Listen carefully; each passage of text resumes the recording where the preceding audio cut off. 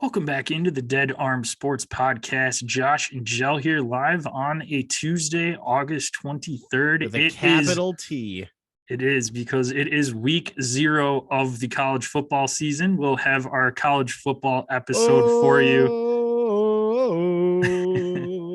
Not a Florida State fan, but that's just synonymous with college football, I guess. I was like, well, we are going to be talking about MLB today, Joe. We didn't know if you're Bravo, shout out to the Atlanta Braves there. Yes.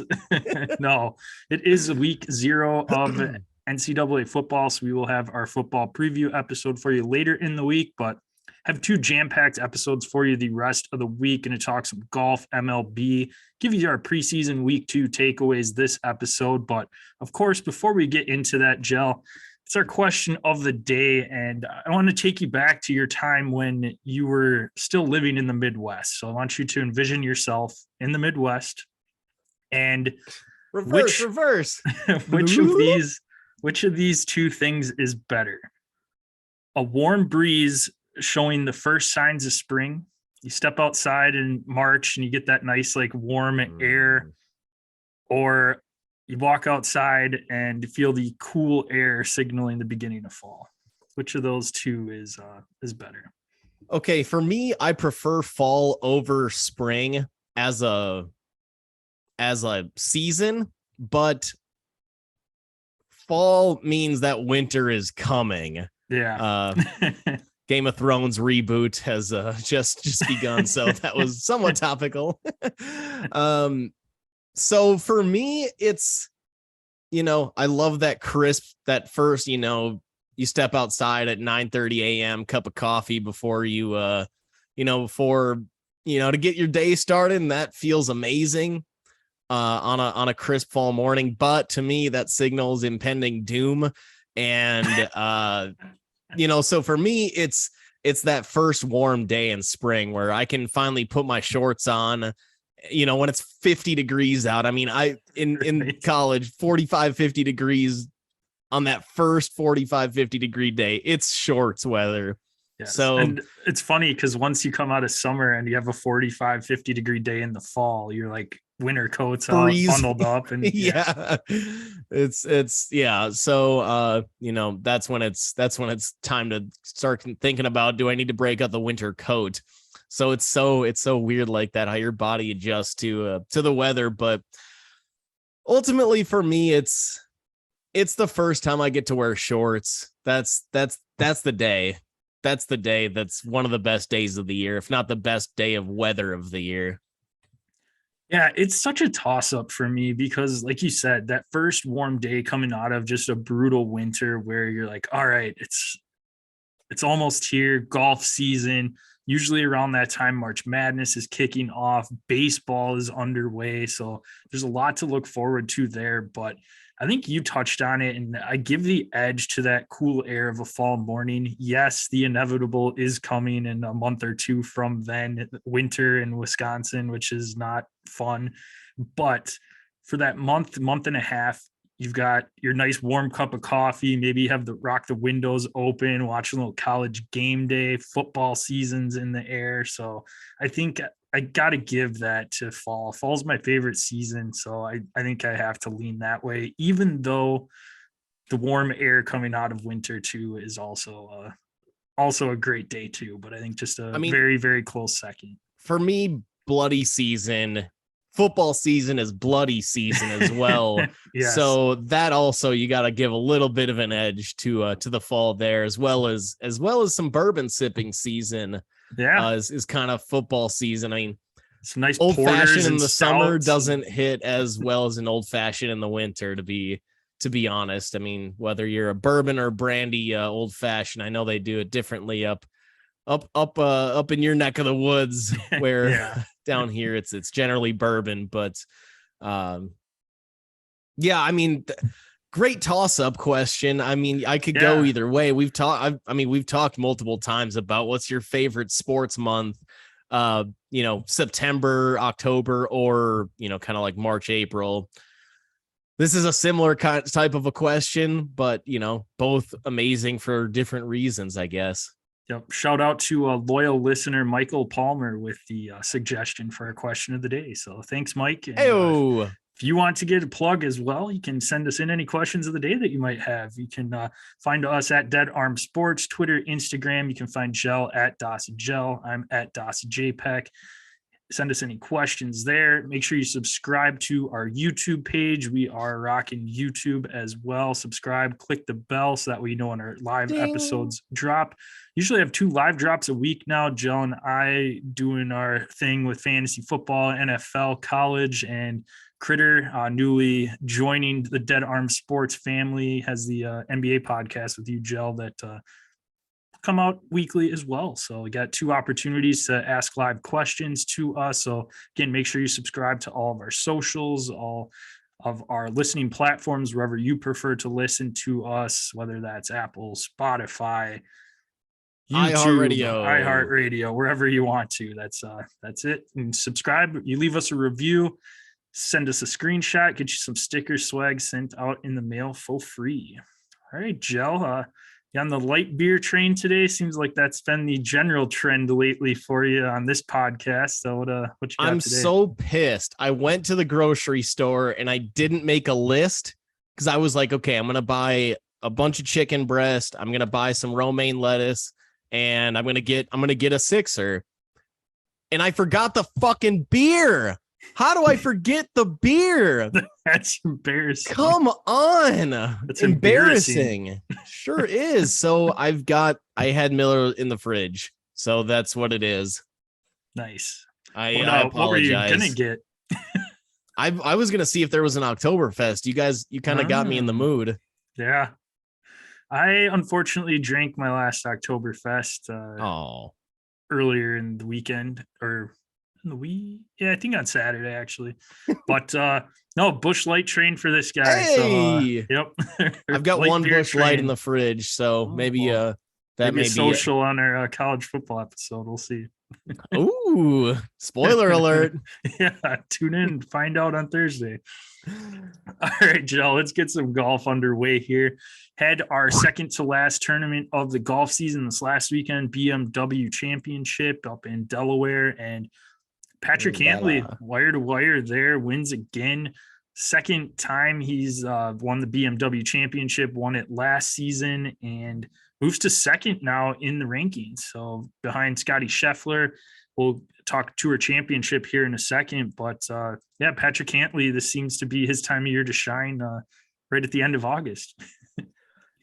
Same thing with last year. He ended up winning the FedEx Cup last year with a cool 15 mil for not too shabby of a takeaway there last year. So he's obviously looking to I guess go double down on that. But he's had just overall phenomenal season. I believe former PGA rookie of the year. So he's been there. It's not like he's, a no name anymore, but it's kind of been Scotty Scheffler's FedEx Cup to lose, and he still is at the top. Scheffler still is up at the top, but Cantlay's giving him a nice run for his money, and obviously Cantlay, like you said, just likes to shine in August. Same thing that he did last year. So we'll see what he can put together this upcoming week and at the Tour Championship. But playing some hot golf, I don't see why he can't get it done. No, not at all. He's going to start. However, Scheffler did have a really solid. I believe he went T4. So he ended up having a solid, very solid BMW Championship as well. So it's not like this is still a pretty steep hill to climb for Cantlay, but it's doable for him to reach what Cantlay's got, the perch that Cantlay's been sitting on since the Masters. Yeah, no, absolutely. And we'll get to kind of where everybody's sitting going into the Tour Championship. It's that time of year now where they've been doing FedEx Cup points all season, and now the FedEx Cup points translate into what stroke you start out at to start out the tournament, to kind of give it a different look for the last tournament. I like it too. But wanted to give a shout out to Sahith Theegala, Sepp Straka, both rookies this year making the Tour Championship in their That's inaugural impressive. season. So finishing that top 30. So not And both did have really good years. I mean, both up on the leaderboard in multiple tournaments all season long. It's not like they, just got hot at the last second. They've been, like you said, I guess amongst that top 30 all year long. So of course the Gala had and Straka both had their weeks where they just were non-competitive, but every golfer has those weeks where, I mean, so it's impressive what they've been able to do, and you gotta be happy for those guys. Yeah. Had some news come out today in the golf world. Just kind of wanted to throw this in that Tiger Woods and Rory McIlroy have teamed up to create PGA Tour event. They're kind of doing their own company, I guess. Was it TMRW? So I think it's Tiger, McIlroy, Rory Woods is what I'm assuming what those initials are. Oh, I was thinking it was like tomorrow, and because that's what I put together. Maybe tomorrow. That's what they did, but I just thought it was weird with their your initials. Acronym makes sense. It definitely makes sense given their. I don't names. know if it is, but yeah. I was thinking tomorrow, just given that it's it's a technology based company, sports entertainment company. You may know more than I do. That's about all that I know, is that it's a sports entertainment, technology based, which of course it should be. I don't know another way you could, create a sports entertainment company at this point, but right. I haven't seen a whole lot of details. Maybe you can expand a little bit. Yeah, there's not a whole lot out there right now about it, other than it sounds like it's going to be like 1-day events that are going to complement the PGA Tour schedule starting in 2024. So it can be like stadium environments. They haven't really said too much else, but I think it's just kind of another way to promote the PGA Tour right now. I'm not sure if this was something that was discussed in that Tiger players only meeting I think it had from this last week. So, and this is going to not, no live players, I would assume. No, it's just PGA Tour. Yeah, that makes sense. So I think they're just trying to get more events out there, get some more money generated, and just kind of gauge more interest and fan interest. I mean, who doesn't want more golf and want different unique events throughout the PGA Tour season instead of just your traditional tournaments and everything like that? I still have every year since they started the match back. How far back are we going? 4 or 5 years now? Yeah, I want to say it was like the year pre-COVID, maybe 2019. That's probably, it's got to be something like that. So, and that generates buzz every single year.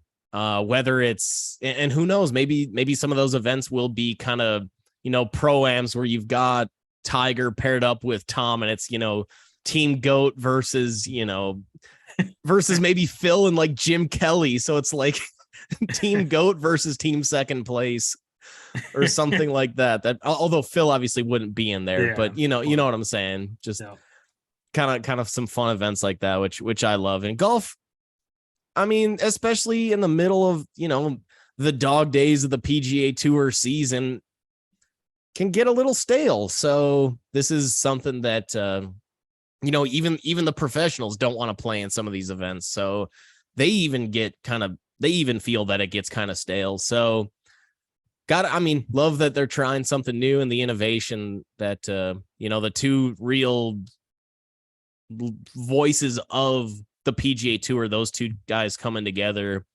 it's encouraging. Still waiting for the day. Have my fingers crossed that the PGA has one event throughout the season that's like a 2-man scramble. I think that would just be absolutely awesome. We have the 2-man best ball and alternate shot that the Zurich Championship down in Louisiana does. But I still think that would be pretty sweet if they do like a 2-man scramble format. Just one start. Tournament. Yeah, shotgun start. Beers flowing. Let's get after it. John Daly is definitely invited to that one. Right. Ripping heaters on the tee box. Somebody who won't be ripping anything off the tee box because he hurt his back is Will Zalatoris. So two herniated discs, and unfortunately he's going to be missing the Tour Championship and the President's Cup later on in the year. So had a phenomenal season coming off of a victory a couple of weeks back, and Yeah, it's unfortunate timing. I know he would have been right in the middle of this and right in the hunt for the Tour Championship in the starting standings for the tournament, but unfortunately, his season has come to an end. What's curious about this is that Zalatoris is still pegged as the number 4 favorite to win the FedEx Cup. That would require an absolute just, I mean, the rest of the field would have to completely shit themselves, but he's behind just Scheffler, Cantley, and Xander Schauffele, and then Zalatoris there in terms of odds to win the playoff. So the FedEx Cup Championship, which is insane. But especially, I don't think good it's for possible because it's whoever wins the tournament wins the championship. Well, so if he maintained his current score though, and everybody else that's ahead of him ends up going, over par or something in this final round, and his score ends up still being at the top, is that how that would work? I don't know, because I think since he can't play in it, I don't know if they've added, if like the number 31 ranked player got thrown into the top 30 or what, but yeah, because I thought you had to compete, because like that's how Tour Championship, we'll just kind of throw it out and get into that right now. It starts off based on the FedEx Cup standings right now. So Scotty Scheffler's at the top. He's starting off at 10 under par to kick off the tournament. Before he even swings a club, he's at 10 under par. Patrick Cantley's at 8 under. Xander Schauffele's at 6. Burns is at 5. Cam Smith, McIlroy, Finau, Straka, Sungjae Im are at 4. And then you got kind of on down the list down to a handful of guys at even par. So, yeah, I'm not sure. Then I'm not sure. Yeah. So I don't unless know. I was looking at outdated or odds or maybe something. But I mean, this. Yeah, even it obviously would have been insane. A fresh list. Yeah. But no, he was one of the favorites. I mean, if he was right behind Scheffler, Cantley, Schauffele, he would have been sitting right there at -5. So only 5 shots back. And I think he would have had a really good shot at definitely this thing. So definitely would have been somebody to throw some cash down on there. But no, Tour Championship at East Lake Golf Club right outside of Atlanta, Georgia. In the ATL. One of my favorite holes that is just an absolute daunting tee shot that I would be shaking in my shoes over is hole 15, 211 yards, pretty much straight over water. You have to hit the green. It's a peninsula green. There's a sand trap on the left and just an absolute monster hole. So I think it ranges anywhere from like the 211 mark. And I think some days they can move it back to even like 220, 225. Jeez. So, and it's just, you have to carry water to the green. So it's, just absolute chaos can happen on that hole. And again, it's 4 holes before the final 18th. So yeah, that's one of my favorite holes there. Pretty tight course, old course, and fun to watch golf on, and should be a fantastic tournament. Yeah, hole 8 as well. A lot of water there, basically lining the entire left side of the fairway. So, and up to the green. Really, that it's a giant lake. I mean, so there's plenty of water out there. So I wonder if that's why it's called East Lake. Where's West Lake? Yeah, right. But yeah, no, it looks. I mean, it's a pretty gorgeous course. 15, yeah. I mean, there's there's the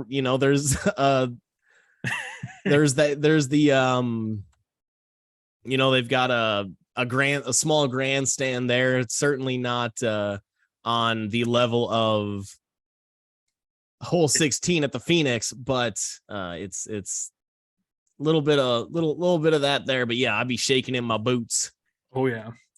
Any betting favorites? I'm assuming it probably just kind of coincides with where guys are starting off on this one. I'm assuming Scheffler is probably the betting favorite. I looked at the betting favorites also for who's going to actually finish at the top with this tournament. So the guys that I read off at first, Scheffler, Cantley, Xander, Zalatoris for some reason, and Rory are with the current, with how they're starting off. That's how they're ranked, but not including how they're starting off. It's going in order of Xander Xander, Cantley, and Rory all tied at plus 800. John Rahm plus 900 and Scotty Scheffler plus 1,000. So obviously 5 of the top guys in golf. All right, Joe, it's our last pick'em of the year. I'm getting my ass kicked, so I'm just looking to gain some momentum heading into next season. About time you do so, because I got on a winning note. Even after, and jumping back to the BMW, even after Morikawa shot an 8 over on Sunday, he still ended up finishing 1 under after, what was it, a 4 putt, and then followed that next and followed it with a perfect 10 on the next hole. Even with that 8 over on Sunday from Colin, I still gained a stroke on you with your Justin Thomas pick. Yeah, Justin Thomas had a hot start to the tournament and then just absolutely shit the bed from there out. It was just over par, I think, every single day after that. So it was not a great showing, and so not great, Bob. Not great at all. So if this is your first time listening into the show, welcome in. Click subscribe so that way you can keep listening to our wonderful work of art here. But we've been picking golfers ever since the Century Tournament of Champions back in January. Whatever that golfer's stroke to par ratio is, then that's what score you get. Doesn't matter if they make the cut or not. Once you pick a golfer, can't pick them again. So kind of using a little strategery there to pick our golfers. But no, this is our last one. It was going through the list. Again, 30 golfers to pick from, and probably about 15 to 16 of them have already been used. So just going down the list, and I was shocked to find out that neither of us have picked Xander Schauffele. So I am going to lock in Xander Schauffele since he's sitting at -6 right now. And looking over the golfers that you picked, Joe, I think the next one up for you, you can pick is Sepp Straka at -4, Scott Stallings, Cam Young at -3. So it's Straka, baby. It's Sepp Straka. I went longest odds to win the tournament, or to win this week's event is Sepp Straka at plus 25,000. Dang. So I'm rolling with Big Sepp. You putting your money where your mouth is this week? Not at all. I probably not at all. I'm running low on funds. Okay. Yeah. not looking to send any more to the this is all for entertainment purposes only. Correct. This is of course. Sepp finished with the 3 under on Sunday, T28. So, he's really right on that cut line, basically, with how he finished off last week. But I'm loving the plus 25,000 on good old Sepp right now. So let's lock him in. I was gonna go Xander, but I assumed that no brainer that you were going to take him. Yeah. I couldn't believe that he's still on the board. I almost took him last week too, and went Morikawa instead. Obviously, if I had gone Xander, then I would have ended up working out a little bit more in my favor. My goal going into this week, since I'm so far out of it, I literally looked at your golfers and found the first one that you didn't have. And I was like, oh, I haven't used Xander either. This is perfect. Somehow. He's sitting in the 3rd spot right now. So... And he's hot right now. He's been playing some good golf, and should be. He's great. He's obviously really good when it comes down to big time tournaments, taking home the gold in the Olympics, winning his first major this season. So, I'm down with Xander, but Straka, make her sing, baby. Yes. Xander hot, Yankees not. So Yankees are sliding out of the All-Star break, and not in a good way. So going to jump over to some MLB right now. And Yankees made a couple moves at the deadline, had a nice commanding division lead, and that is down to 5 games, I think, somewhere in there. It's not looking good in the Bronx, but they had such a commanding division lead that it's even with them having the 4th worst record in baseball since the All-Star game at 10-20, for them to still have this large of a lead, that's pretty impressive. To 8 right now over the Rays, so they're still 8 over. That's or 8-game lead. That's just that's insanity. And like I said, the for them to, that just shows how incredibly impressive their first half was. Yeah. No, and Toronto, Tampa Bay, right on their heels. They've been playing some hot baseball. Toronto had a nice winning series against the Yankees this last weekend. So there's a lot of good races right now. I mean, the AL Central, Cleveland's up 2 games on the Twins. White Sox are clawing their way back into it. They're only 3 out. And then Houston's running away with the West, but Seattle's fighting for that playoff spot right now. That was a team that I think you and I were both pretty high on in our preview episode. So they're playing some pretty good baseball right now as well. 11 I mean, Julio Rodriguez division, is just ridiculous. Yeah. He's basically running away with that AL Rookie of the Year. Bobby Witt's probably in a comfortable second or third place in that race, but Julio is just, I mean, he's torching the field there. And we were talking. Not my Spencer Torkelson pick, Joe? I think he's back in AAA again. Yeah, so. I believe so. not getting it done there, but no, we were saying after last season, could Fernando Tatis be the future face of baseball? And now it may be Julio Rodriguez. But if you hadn't heard the news, which would be a shock by now, Tatis was suspended 80 games for PED use. Yes. He started making up his first excuse was it was ringworm medication because he had ringworm. His second excuse, actually, this came from his father, Fernando Sr. You probably could have figured out his dad's name, given that his name is Junior. But in case, that's what we're here for. Just in case, Fernando Tatis Sr. Said that it was a chemical used to treat a fungus that Fernando got from a haircut, and somehow a fungus got into his scalp or something, or tangled in his hair. I don't know. But bottom line, this is what he tested positive for is an anabolic steroid. So just come out and math doesn't check out. Sorry, bub. No. But I mean, it was just announced today that he's going to have surgery on his left shoulder now that he's got the rest of this season, an entire offseason, plus some of next season. I believe it's about 40. I think it's 42 games next season. Okay. No, math doesn't check out there. I bet you it's pretty close, though. It's somewhere around there. Maybe it's 42 left in this season and 38 next season or something. So he's going to have surgery on his left shoulder, and hoping, obviously, that he's fully recovered by the time that he is eligible to return. He has had issues with that shoulder over his first 2. Well, really, I guess I should just say all last season, because he hasn't played it all this year. God, they gave him that 13-year deal, and he didn't even have 1 full year of major league service time under his belt.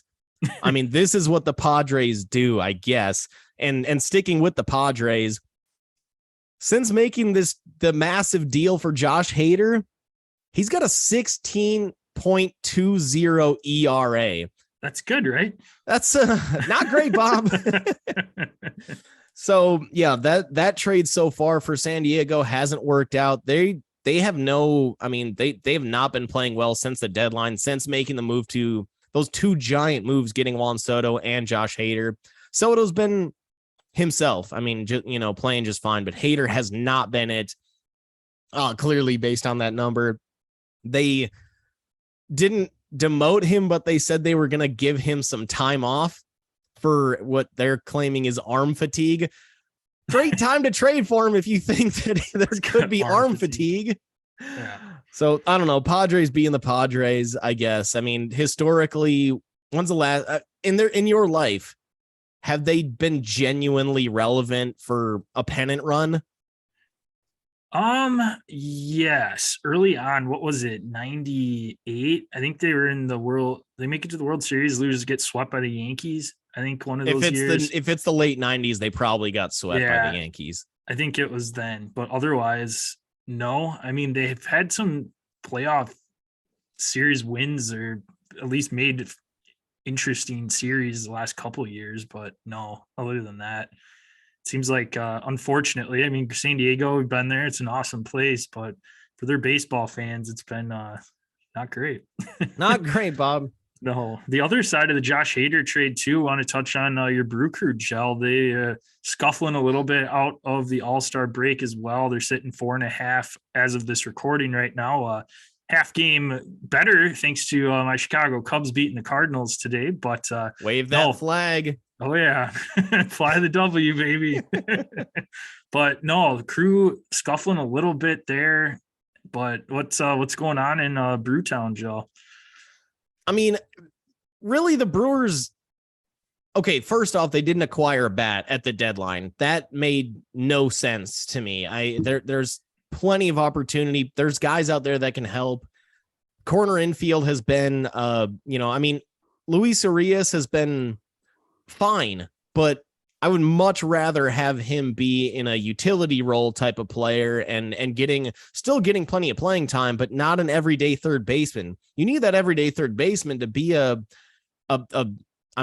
look at the Cardinals, what they're doing, an Arenado type of guy, and nobody's on his level, obviously, but you need to have a significant power source at third base at both your corner infield spots to be a true contender. I mean, example A, again, the Cardinals, Arenado, Goldschmidt, two of the top three guys in the NL MVP race, if not 1 and 2. So really to roll out their Rowdy Tellez and Luis Urias on a daily basis as your corner infielders, that's not going to get it done. It just won't. And it was disheartening as a Brewers fan to not go get one of those bats. They got a little bit of they got a decent prospect haul back in the Hader trade.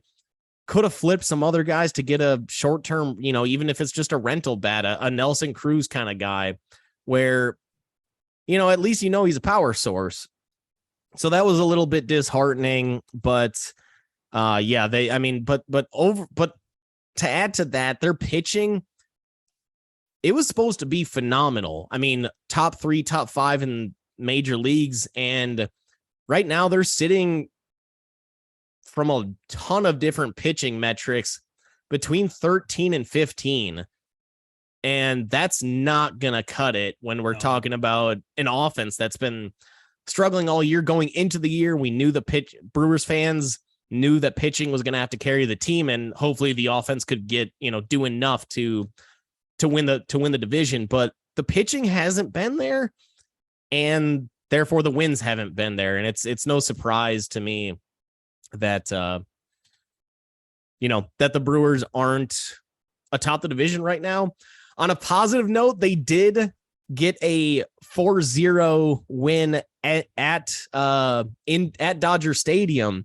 That's nice. The first time that the Dodgers had been blown or had been shut out at Dodger Stadium since 2019.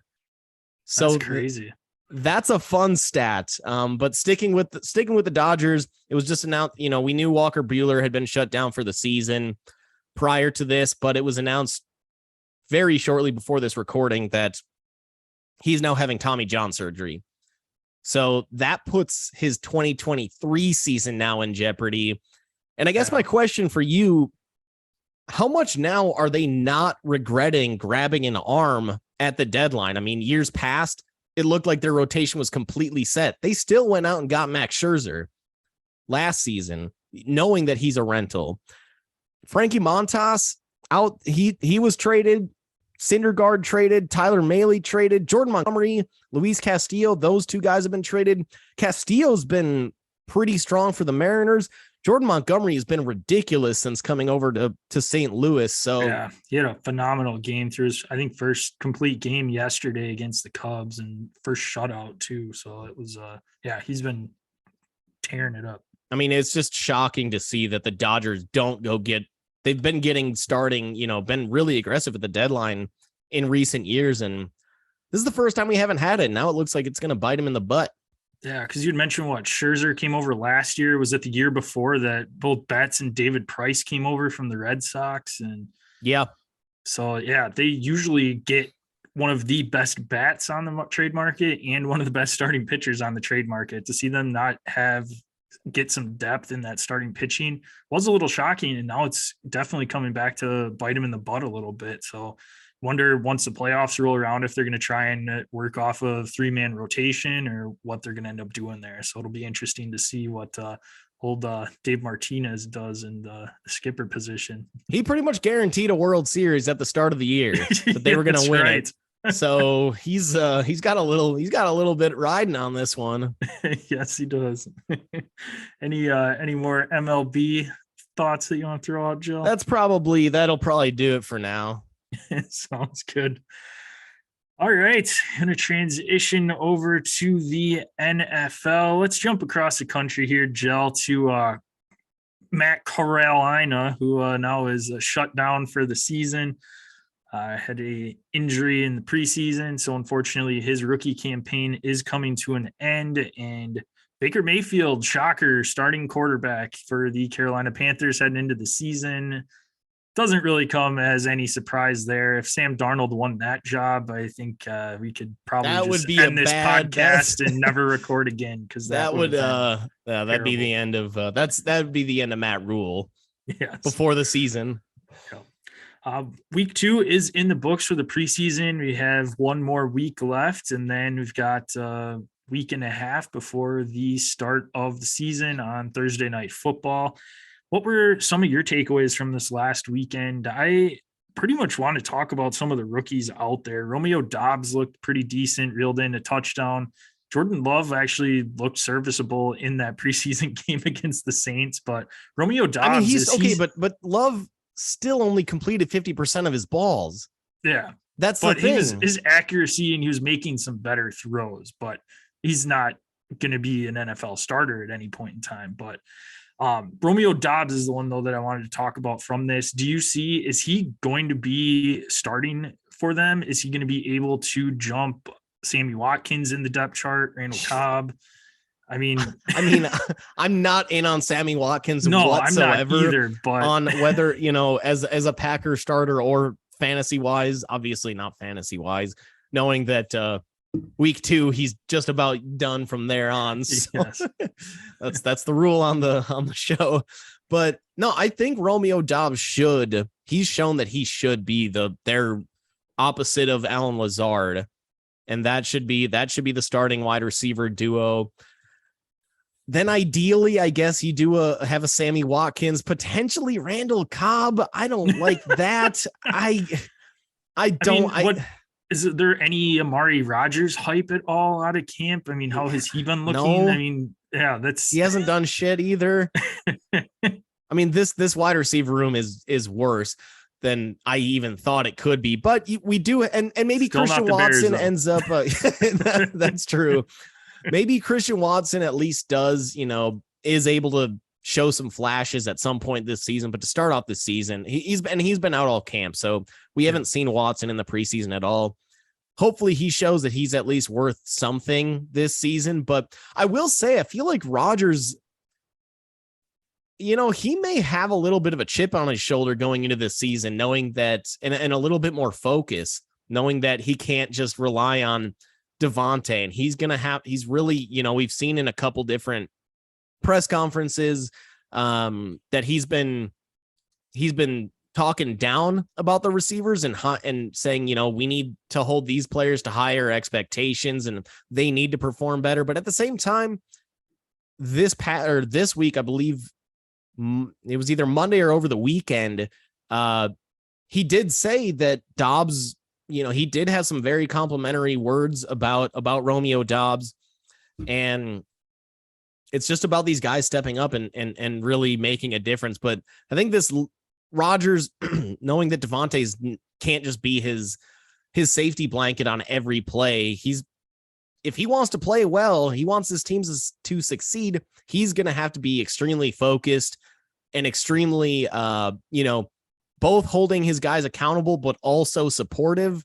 And we've seen in the past, which this drove me absolutely effing apeshit every time, when he would throw a ball and it wasn't, maybe the receiver was a half second late on their break or something. And instead of Rodgers telling the guy, like, dude, I need you to break one step shorter than where you did, and we would have been perfect on that play.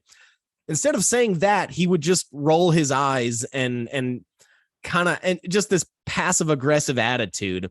And I think now he's showing some true, some actual leadership, giving some constructive criticism. And that's the part that I do like to see out of Rodgers. And I think it's because he knows, maybe he's not bored. Maybe he was just bored knowing, I can throw 150 balls to Devontae Adams and about 80% of them will be caught. So, or better.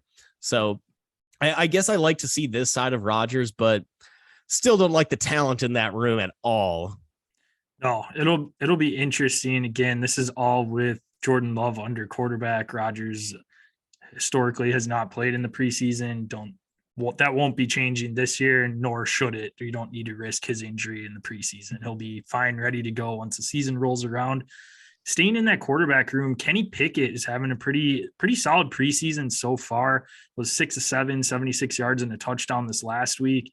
Mitch Trubisky, 5 of 8 for 60 yards. Just, kissing very titties Mitchy. is very Mitchy. It's a Mitchy performance for sure. But would the Steelers be better off with Kenny Pickett starting the season off as their starting quarterback? Do you think he will win that job?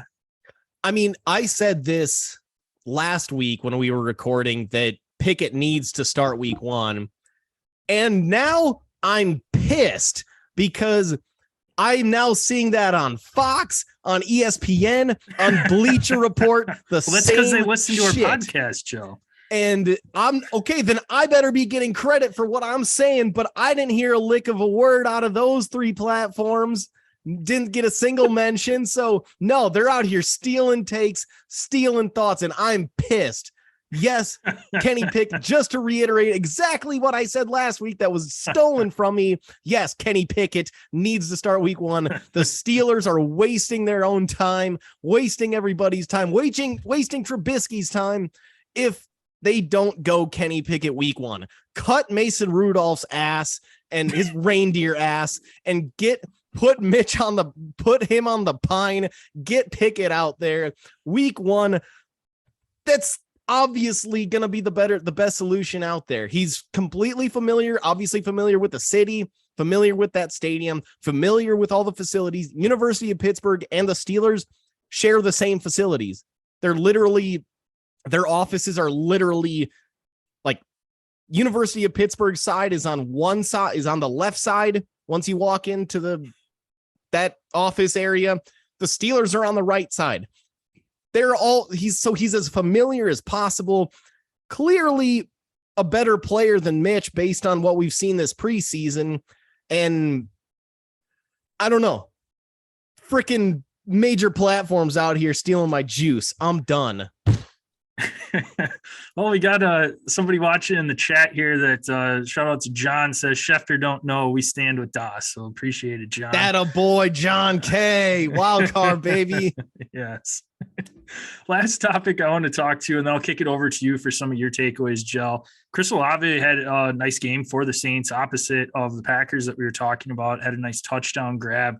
Have news coming out of camp again. Michael Thomas, hamstring issues, soft tissue issues there. Yeah. Shocker the world. But shock the nation.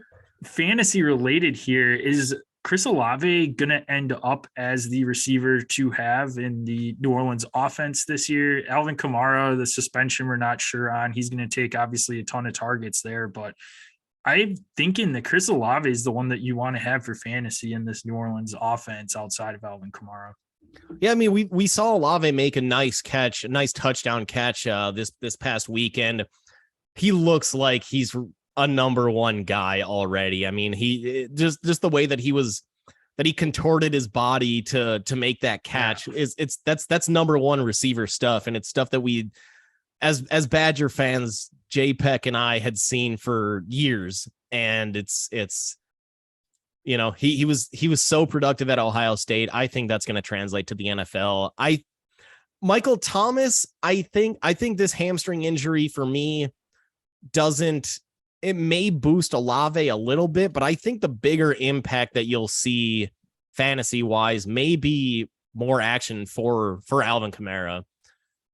We all know he's a good passing down back as well. Yeah. So good receiving back.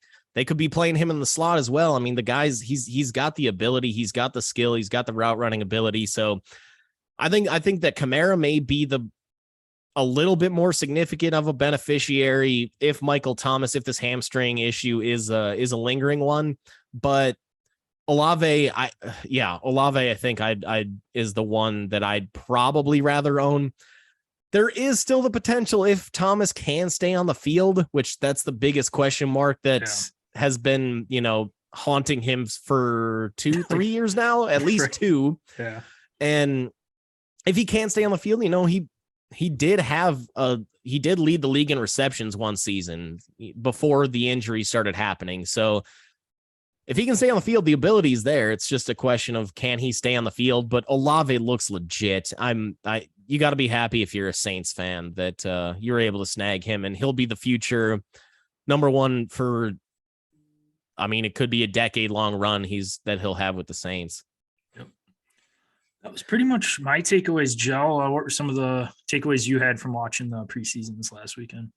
Yeah, I'm just going to go over to New England. We touched before on the fact that Belichick doesn't have an offensive coordinator.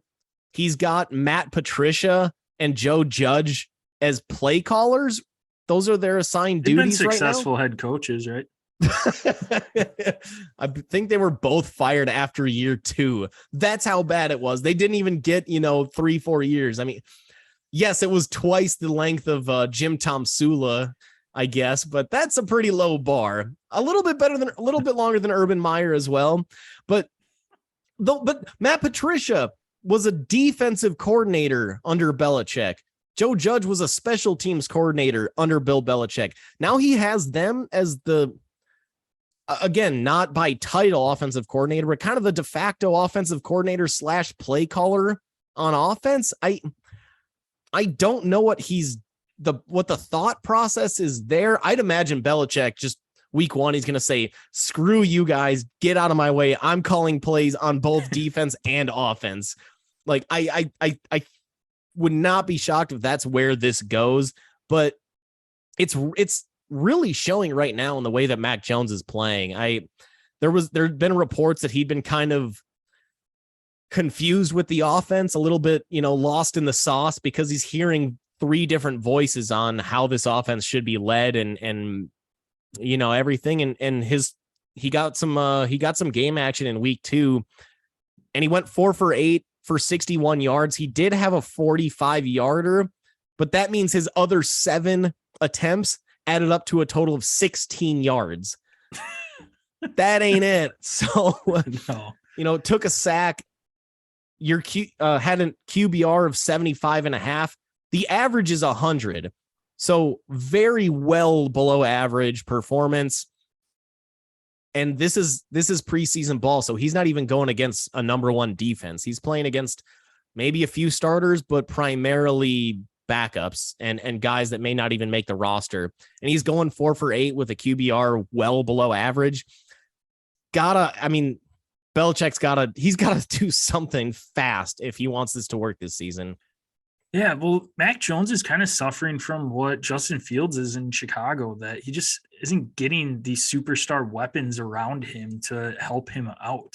Yeah, they've always had a decent run game and usually a productive run game, but you've got Devontae Parker, who came over from Miami this year, which he's had one good season, and it took him 4 seasons to even have a good season. It wasn't that great. And it wasn't that great. And he still can't separate, which, let's be honest, unless you've got a Russell Wilson, a Peyton Manning, that type of player that are just generally precise, and Aaron Rodgers, you need guys to separate. Mac Jones doesn't have that kind of an arm to fit the ball into extremely tight windows, so Devontae Parker's only advantage really is on jump balls, and which Mac does throw a pretty nice deep ball, but so he may be a red zone threat, but not a good enough.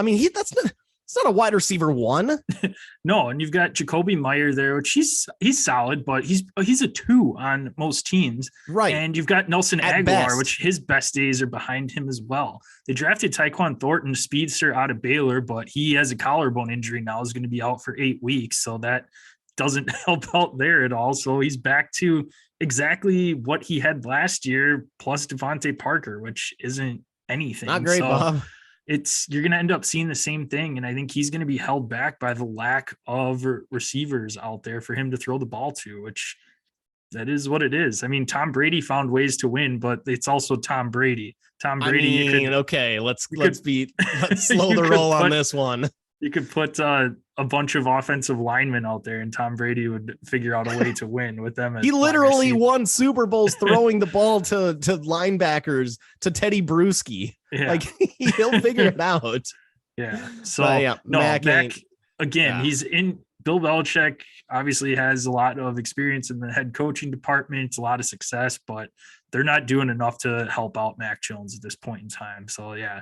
And I think to go along with what you said with Matt Patricia, Joe Judge, it's kind of a win-win for Bill Belichick. If their offense sucks, he's got two scapegoats there to blame on the offense. So that's, I guess that's one way to think about it, but also it's falls on Belichick for hiring them to be in charge of the offense. Like, what are we doing? I got one last note real quick. So there was all that talk about how the Cardinals had to put in Kyler Murray's new contract that they're requiring at-home study 4 hours a week. Not a very daunting task, but it's very telling that they felt the need to put that in writing in a contract. That tells the whole story of, how Kyler preps, or basically shows that Kyler doesn't feel like he needs to prep at all. He also said in previous interviews that he doesn't really do much prep. He can kind of see the field, see the action before it happens while he's on the field. Yeah, I mean, that's what gets you injured every single year, by not calling out of audibles, by not doing that film study, not recognizing that a blitz is coming from the safety, or that a safety may be showing blitz, but instead you get extra pressure on the left side. That's why he ends up getting hurt every year, which par for the course. So this past week, Cliff Kingsbury handed over the play calling duties in the fourth quarter over to Kyler. And I mean, reviews are that he wasn't too shabby, but it shows that, Kyler, you're not getting away with this anymore. We're going to force you to figure out a way to manage an offense, to play call an offense. This is how you need to study. This is how you need to set up plays now so that you can use them again later in the game, set something up for a future play. So I definitely like what the Cardinals are doing and really forcing him and, to be accountable and add those additional responsibilities to, put that shit on his plate. Because if they want him to be a franchise QB, he's got to take that next step. Yeah, no, absolutely. I like seeing that too. And maybe this will help with his maturity too, and get him to focus more, get the playbook down. Obviously, like you said, they put that into his contract for a reason, whether they knew that was going to potentially get leaked out there or not. But either way, it was out there. They wanted it to make known to him and the public that he needs to spend a little bit more time and not just show up and play. So no, I liked it. I don't see anything wrong with it. I think other teams should probably do that too. I mean, it definitely helps get them in a mindset to kind of get the game flow down, know what the plays are that they're calling and everything. So I thought it was a good thing all around. Yeah. I mean, I like your thought too. Why not have all these guys, especially the ones that aren't playing, not saying Rodgers needs to do this, but some of the, maybe a Burrow, maybe that's how he takes the next step. Some of these younger guys that aren't going to be playing in the preseason. Burrow's, is he still recovering from that abdominal injury or the appendectomy, or is he back throwing again? I think he's good to go. They're just not using him. They shouldn't be using him in the games. No, but yeah, he should be good to go. So no issues there. Yeah, we got a little bit of and just one final note. If you're betting preseason games, you might be a degenerate. You might be a redneck. You might be a degenerate. But lesson number 2, don't bet against the Ravens. They've won 22 straight preseason games. That's insane. That's insane. It's impressive. I think what was it? The previous best was 19 with Vince Lombardi's Packers back in the 60s. And they're mopping the floor with Vince Lombardi's hat or with his his little fedora that he wore. So yeah, trench coat. In the trench coat. Yes. No, doesn't translate really to anything, but fun stat nonetheless. Facts. Yeah, absolutely. All right, that'll wrap it up for this episode. We'll be back on this one. Will be coming out Wednesday. You're listening to us on Wednesday. We'll have another episode for you on Thursday. It is going to be our college football preview episode. I am looking forward to that. Going to be fantastic, exciting. But again, we can be found at Dead Arm Sports, Twitter, Instagram, Facebook. Gel can be found at DosGel. I can be found at DosJPEG. Make sure you check out our YouTube page, subscribe, click the bell so that way you know when our episodes drop. We've got Dead Arm Sports football content coming out. We've got NBA content on our side show there with Critter. So make sure you subscribe, you get in all of the sports action that you want. Make sure you subscribe, rate, review our podcast on your favorite listening platform. Send us a screenshot, get you some sticker swag. Where else can they find us at, Joe? Hit us up on Apple Podcasts, Spotify, iHeartRadio, and Google Pods for you podcast listeners. We're also, as Josh mentioned, live on YouTube. Just search Dead Arm Sports in that in that search bar. Our channel should be the first thing that pops up on the at the top of your bar. Hit subscribe, hit that bell for the alerts, and you will get notifications every time that we go live, every time new content is out there. So just make sure you follow through on that and definitely spread the word. Keep the show growing. All right. Again, that will do it for this episode. We'll be back with college football, one of my favorite episodes of the year, talking college football. Hopes are high to start off the season for your team, and we might tear them down. We might boost them up with some of our picks and predictions. So tune in on Thursday to find out. And Gel, close her out. As the great movie based on a true story says it, movie being Dodgeball, Domo Arigato, Mr. Roboto.